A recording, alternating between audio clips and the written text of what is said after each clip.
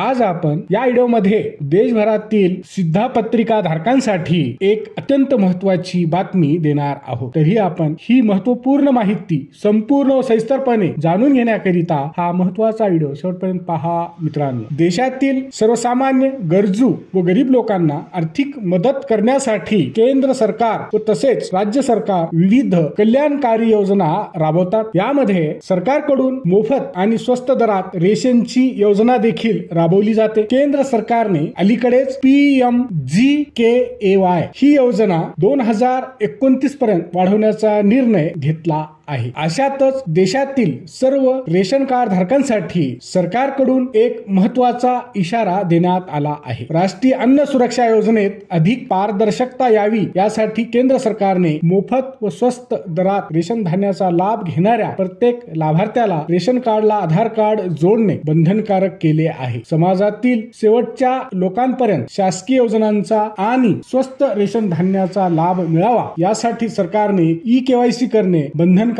केले आहे। नवीन नियमानुसार आता प्रत्येक सिद्धापत्रिका धारकांना दर 5 वर्षांनी ई-KYC करणे बंधनकारक करण्यात आले आहे। विशेषतः ज्यांनी 2013 मध्ये किंवा त्याआधी KYC केली होती त्यांना आता आपले रेशन कार्ड पुन्हा अपडेट करावेच लागणार आहे। या मागचा सरकारचा मुख्य उद्देश हा अपात्र लाभार्थी, बनावट नावे आणि दुहेरी रेशन कार्ड म्हणजे डबल रेशन कार्ड असलेल्या लोकांची नावे रद्द करणे हा आहे। त्यामुळे ज्यांनी अद्याप देखील आपली ई-KYC अपडेट केलेली नाही त्यांनी शक्य तितक्या लवकर आपली ई-KYC प्रक्रिया पूर्ण करून घ्यावी, अन्यथा संबंधितांना रेशन धान्य तर मिळणार नाही, इतकेच नाही तर त्यांचे नाव देखील रेशन कार्ड मधून वगळले जातील। परंतु चांगली व दिलासादायक गोष्ट म्हणजे यासाठी तुम्हाला सरकारी कार्यालयात किंवा रेशन धान्य दुकानात फेऱ्या मारण्याची गरज नाही, कारण सरकारने ही ई-KYC ची प्रक्रिया ऑनलाईन देखील केली आहे। आता तुम्ही कुठेही न जाता घर बसल्या काही मिनिटात तुमच्या मोबाईल फोनवरून मेरा